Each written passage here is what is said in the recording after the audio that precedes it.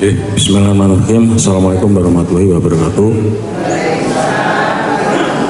Bapak Ibu yang saya hormati, pada pagi hari ini kita sambung lagi terkait edukasi masalah yang sangat penting. Tolong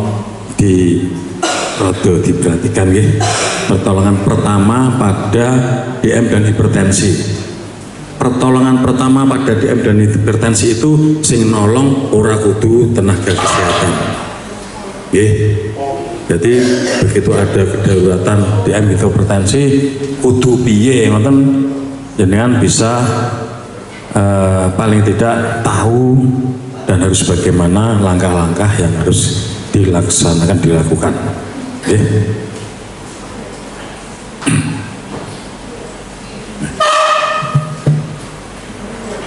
Kedaruratan pada pasien DM atau hipertensi itu ada hipotensi.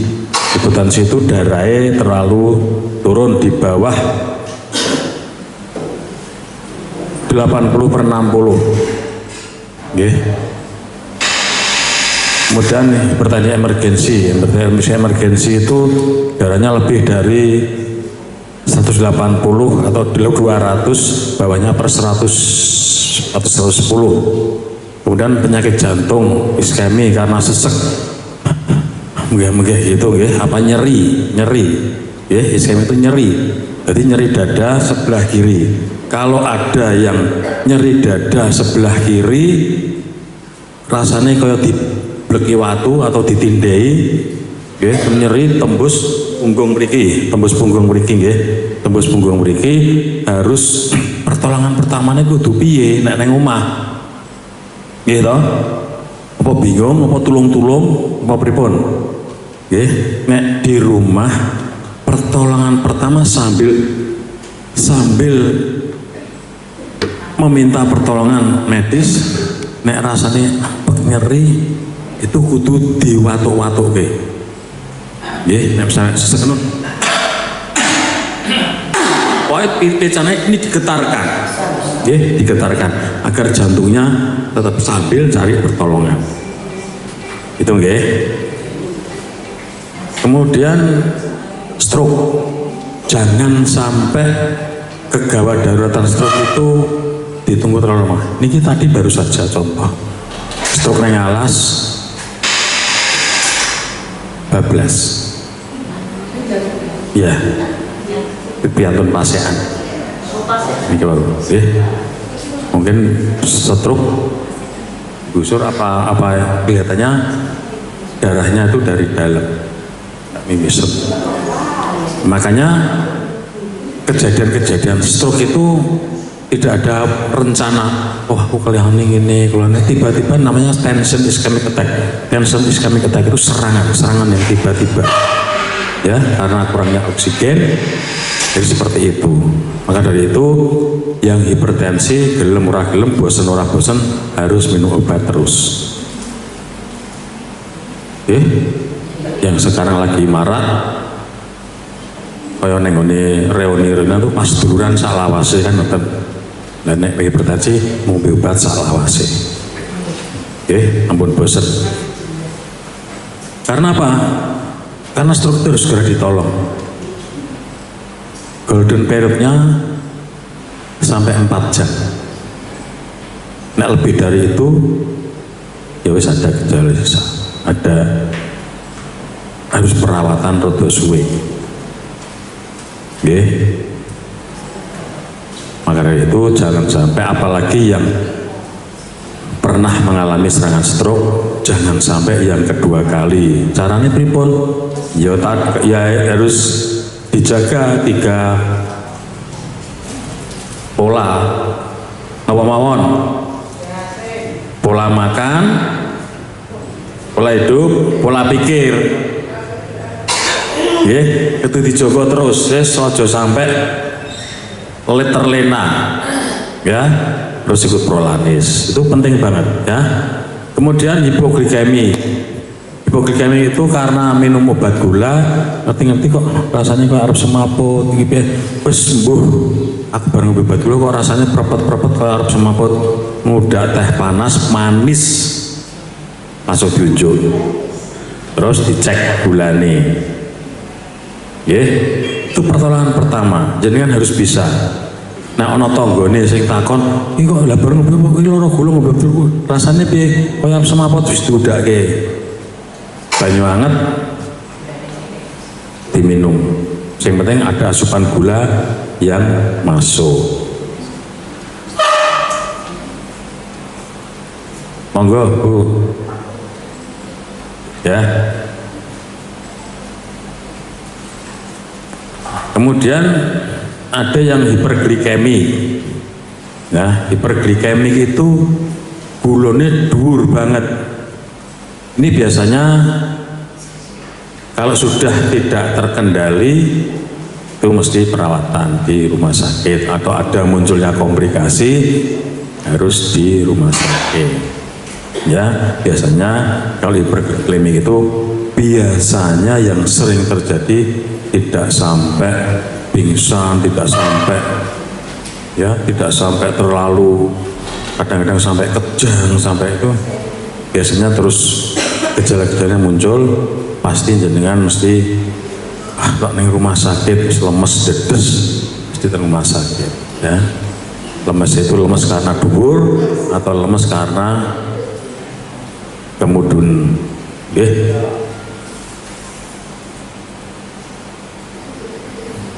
Nah, ini gejala-gejala yang perlu saya sampaikan, bahwa kita bahas masalah hipotensi. Hipotensi itu banyak sekali keluhannya dan itu bervariasi. Kadang-kadang muncul, kadang-kadang enggak. Masing-masing orang dewi-dewi keluhannya. Jadi ada merasa pusing, mual, muntah, lemes, kabur penglihatannya, sulit konsentrasi, kulitnya pucat, pingsan, bingung, napas dangkal. Kenapa napas dangkal? Hipotensi. Enggak napas dangkal. Bukan sakit. Itu tidak bisa. Tapi karena oksigennya kurang. Hipotensi, tekanannya kurang. Semprotan oksigen yang dari udara ke paru-paru disalurkannya lambat. Tekanannya santai, alon-alon, akhirnya kebutuhan oksigen dalam organ semuanya kurang. Akhirnya kompensasinya cepat, bintang tekan itu megah-megah.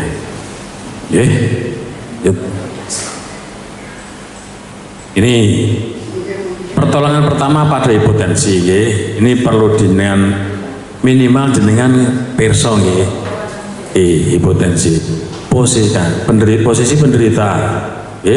Baringkan penderita dengan posisi kepala lebih rendah dari kaki atau duduk dengan kaki diangkat. Prinsipnya awake luwih ndak timbang sikile. Pun dibaringke. Iki napa biasanya darah rendah arep semaput wis pokoke di ganjeli sikile, awake kepalanya lebih rendah daripada kaki.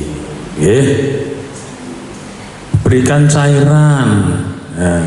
Berikan cairan itu jika pasien sadar, ini mboten sadar ampun dikai cairan, berbahaya.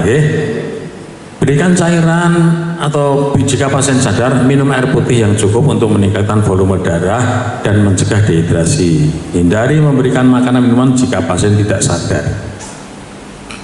Orang sadar, dicangap-cangap, diseni banyu, nanti keselak-selak, pas nyedot ambekan aspirasi dalam paru-paru malah lebih berbahaya. Terus mau nganggo kaos klambi ketat, celana jin dikendoni kabeh. Dikendoni kabeh. Itu melonggarkan sesuatu yang menekan tubuh.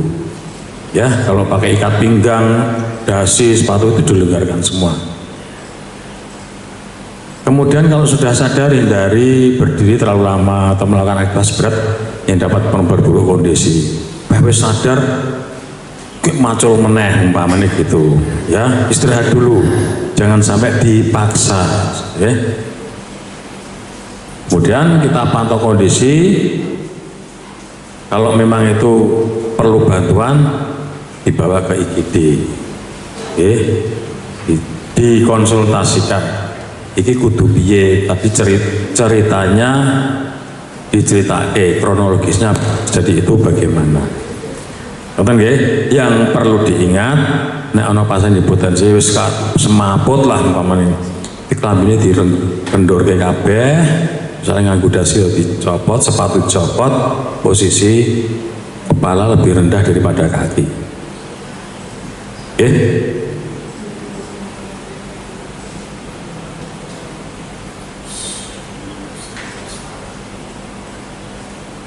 Nah, hipertensi itu ada macam-macam, hipertensi aja, krisis ya. Kalau hipertensi krisis, tekanan darah sistol lebih dari 180, tekanan darah diastol lebih dari 120. Ora usah krisis, ora usah. Pokoknya anggar darah yang ngono kira-kira ada keluhan pendukung. Misalnya tensinya dhuwur. Kok kan aku kok jimper-jimper, terus rasanya mual-mual, terus kabur kabeh, wis langsung ke rumah sakit ke IGD. Jadi jangan sampai ditunda-tunda karena nanti berisiko terjadi serangan stroke. Banyak terjadi kerusakan organ target ya. Kemudian target penurunan hipertensi dalam menit sampai jam ya.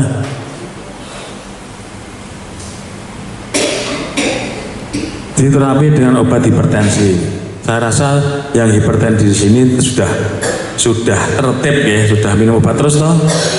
Tetap harus minum obat, jangan sampai terjadi komplikasi akibat ketidakpatuhan minum obat. Jadi awake dhewe diopeni dhewe. Nek ana rasa aku kok ngene ya, kok keliengan, aku kok vertigo, itu harus segera dikonsultasikan ke dokter atau ke puskesmas atau tenaga medis yang lain. Ya, tetap harus minum obat hipertensi. Lah kula niku priksa teng mriku niku diparing obat niku lha obat hipertensi pripun? Tetap diminum. Tetap diminum. Harus minum obat terus. Lanjut. Nah, ini banyak sekali organ-organ yang terganggu akibat hipertensi. Ya, sebagaimana sudah saya terangkan, sudah saya jelaskan. Kalau hipertensi itu organ-organ yang lain banyak yang kena, yang vital yang mulai dari jantung, ginjal, otak atau sampai serangan stroke, mata sampai blawur, blereng, kadang-kadang sampai muncul karena duri muncul perdarahan di yang putih-putih itu, di mata, di konjungtiva, ya. Nah, terus bagaimana pencegahannya? Wes itu tadi pola makan, pola pikir, pola hidup, ikut prolanis. Cuman itu, ya. Jadi itu harus dipegang terus, harus dipegang. Pola makannya bagaimana? Nah, aku kok sampai yo? Kok ngerti-ngerti darahku dhuwur? Lah aku ini tuku urang misalnya. Bar korban pas nyata aku gur padahal gur entek 10 umpamane gitu. Nah, jadi digagapi dhewe, oh berarti aku salah. Nah salah ngoten berarti terus sadar diri. Sadar diri terus dirubah. Oh, aku berarti nek ngene iki ora iso. Itu butuh patuh dalam hal pola makan. Saya pola pikir. Pola pikir tidak usah terlalu berat-berat. Dipikir abot ya tetap dirampungke, ora dipikir ya dirampungke. Yang penting penyelesaian, bagaimana menyelesaikan suatu permasalahan itu dengan baik, dengan bijak agar semua bisa diselesaikan dengan baik, ya. ada masalah gur dipikir, nganti ratuyan mangan, ratuyan ngombe, ya, sampai berdebar-debar, sampai betul sakit sare, itu kan berarti merusak malah. Kalau udah seperti itu, alah tak pikir ya ngopo asluweh, kemauan. Itu pola pikir, ini sangat penting sekali ya, karena dengan pikir yang berat itu semua organ bisa terganggu. Semua organ. Mes pengen ngopo, mes organ apa bisa terganggu. Sing dan ngetok-ngetok, sing dan lambungnya, sing dan dodone, sing dan wis kabeh bisa kena. Maka dari itu sangat penting, sangat berpengaruh sekali terhadap proses penyembuhan dari suatu penyakit. Termasuk di sini DM maupun hipertensi. Yang namanya mikir, coba jangan misalnya dicek mawon, iki wis pena, awake pena, darah gulane wis normal. Tiba-tiba ada suatu masalah jeduyat sing berat, terus mikir 2 dina 3 dina, besok dicek gulane mesti dhuwur. Nggih, tensine mesti dhuwur. Nggih.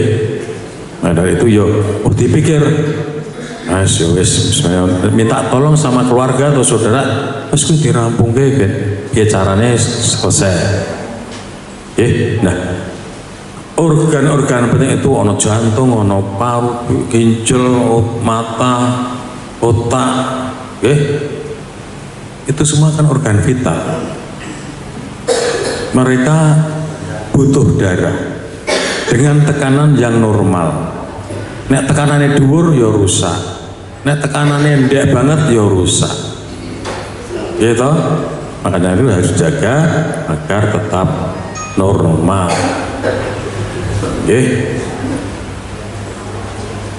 Yang penting obat istiqomah secara rutin tetap harus diminum. Ngeten nggih, Bu nggih, Pak nggih. Lanjut. Tadi sudah saya terangkan gejala serangan jantung, mungkin sudah tahu semua nggih. Gejala serangan tadi yang paling sering, ini hati-hati nggih. Ini hati-hati. Yang paling sering tiba-tiba dodone nyeri. Aduh. Terus nampak misalnya pas neng pasar kita ampek misalnya. Jangan terkena hipertensi misalnya atau gula misalnya. Tiba-tiba nyeri darah. Itu yang namanya angina. Angina itu, nah itu jantung itu, organ jantung itu memompa darah. Tapi jantung itu suatu organ, yo butuh darah. Ya, karena gangguan sistem peredaran darah, jantung ini sing pinggir-pinggir itu ya jantung, sel sing pinggir-pinggir itu akhirnya ora ono oksigen, kekurangan oksigen, akhirnya sel-sel sing cilik-cilik itu do mati, suwis dadi ombo. Dan itu sing diarani angin duduk. Ya, karena nek begitu kena angin ki mesti wonge terus lumpuh.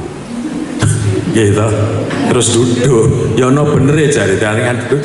Nek ngene iki mesti terus lungguh, bahkan nglekar aku, Pak. Itu tadi diwatok-watokke karo golek pertolongan secepatnya. Nggih. Ketoke guru ngono, walaupun orangnya sadar, itu kalau di rumah sakit langsung masuk ICU. Langsung masuk ICU. Karena kalau berlanjut jadi miokard infark, akut miokard infark, berbahaya, lebih berbahaya. Nah, cirine nyeri, tekan punggung, kalau dicengkerem, terus rasanya kalau dibleki, ambekannya rasa tekan jero, jadi mandek, sakit, buat sakit, jadi mandek. Kaya ono sing alang-alang. Ya. Dan itu benten jegrek-jegrek nggih. Karena dagangannya sekutu. Iku sok jegrek-jegrek. Mboten napa-napa. Nek mboten rasane kaya dibleki ngoten. Itu nggih, itu kadang-kadang kontraksi otot. Nggih, kadang-kadang kontraksi otot. Nggih. Nah, ini penting sekali karena apa? Orang yang dengan angina pectoris itu biasanya serangannya mendadak. Kan sering ada yang apa sopir bis sama sopir truk lagi antri apa dingklu ngaten iki digugah ora tahan. Jadi ngerasa kayak nyeri gitu ada pertolongan karena tidak tahu pertolongannya. Atau ininya di keplai tangan kirinya.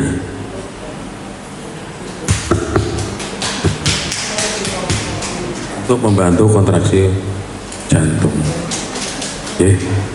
Sambil diwatuk-watuk ya, watuk-watuknya sak seru nih, jantungnya biar kontraksi terus. Sambil minta pertolongan, syukur watuk-watuk tok ora jaluk tulung ya. Karena itu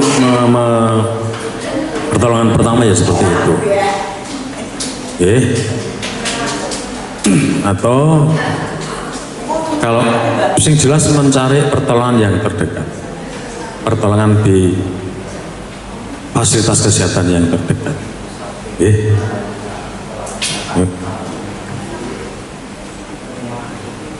Nah, ini ada yang penyakit jantung koroner. Jantung koroner ya jantung. Gak ada contohnya, tadi kemarin kan kayak Mas Budi. Kayak Mas Budi itu nolong wong edan, ngerti-ngerti ternyata dia jantung. Ya, tetap harus melakukan UGD sambil sama batu-batu dikontraksi. Pokoknya caranya kontraksi, nek ono rumah sakit apa puskesmas terdekat bisa jalur oksigen gitu, itu jantung koroner. Ya, itu dibatuk-batukan, terus cari pertolongan lewat darurat. Prinsipnya itu, bagaimana jantungnya itu berkontraksi. Jadi harus benar-benar tahu ya. Aja omong bingung, ya kepiye nganu, mas piye. Jangan kudu, oh iki ngene, kudune ngene. Ya sambil minta pertolongan turun undangno ambulan apa petugas puskesmas. Ini misalnya. Tapi pertolongan tetap harus dilaksanakan dulu. Pertolongan pertama. Gitu. Nah, pertolongan pertama kan buatan kudu neng puskes, prinsipnya jangan sampai terjadi kalau kita sudah melaksanakan 3 pola tadi. Pola makan dijaga, pola pikir juga, pola hidup, olahraga ringan setiap hari. Kalau jantung kita ada yang pernah senam jantung? Benar Mbak? Nah, harusnya dikandani kita seringan gitu Mbak, ringan terus ada jinjit-jinjit gitu loh. Katanya ada itu, saya dulu pernah tapi lupa. Ya, itu harus dilakukan secara rutin. Karena apa? Jantung itu juga harus dirawat.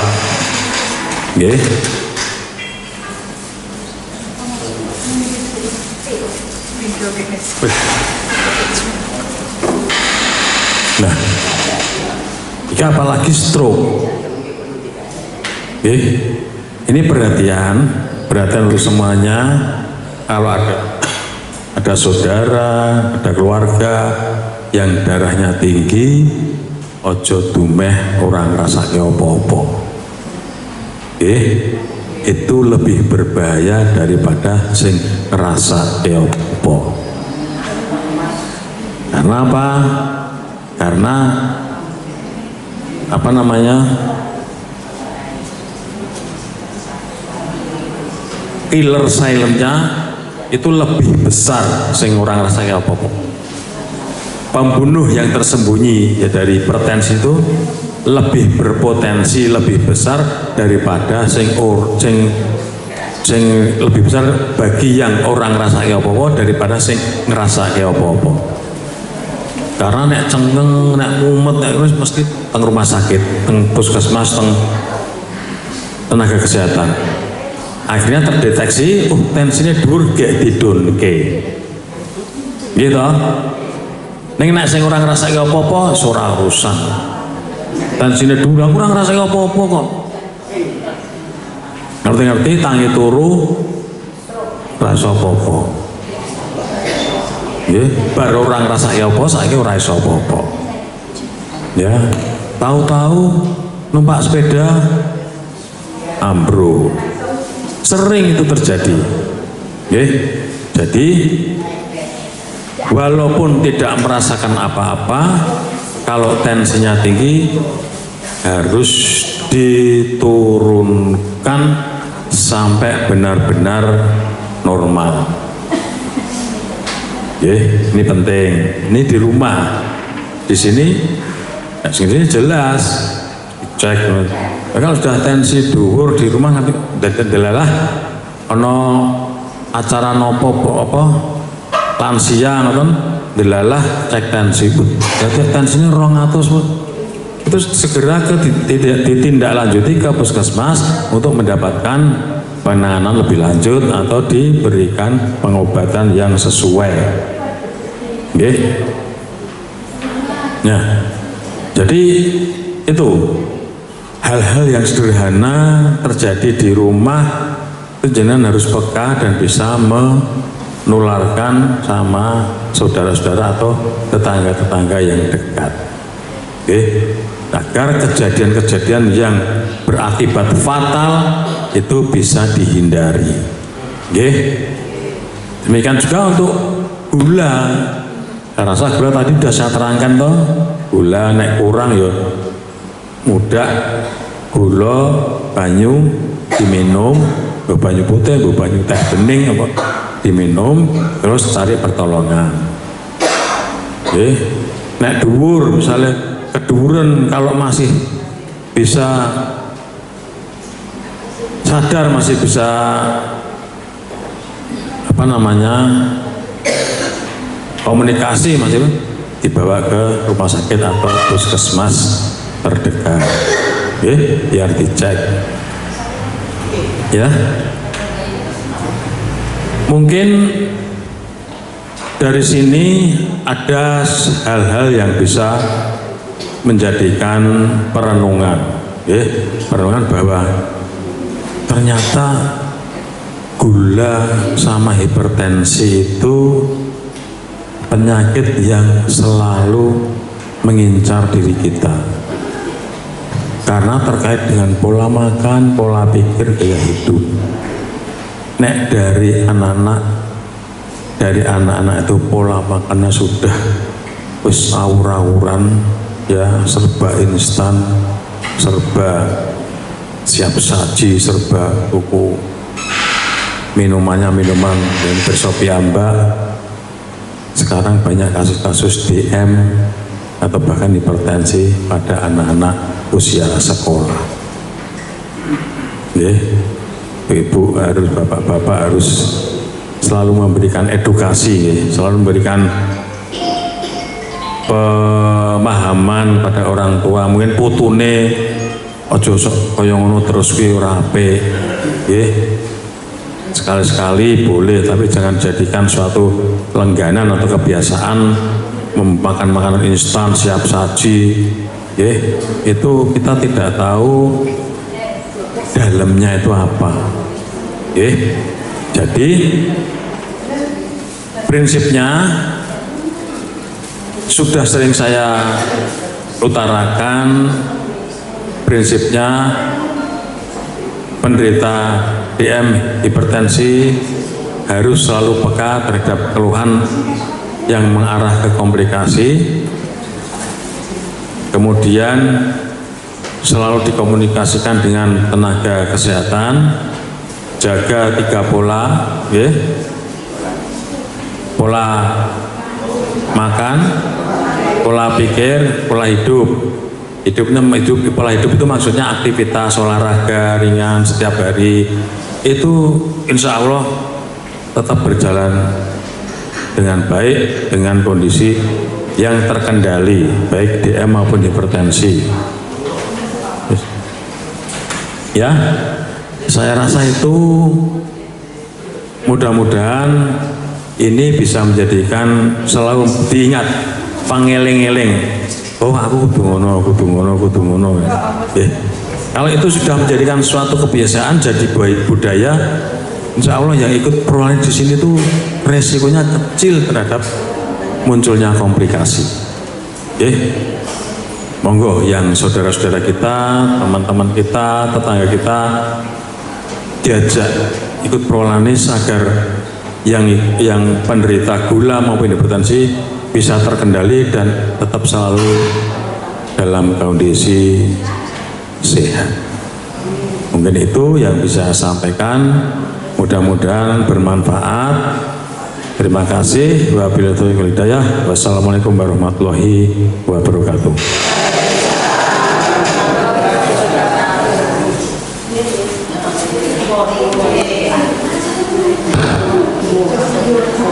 Oh,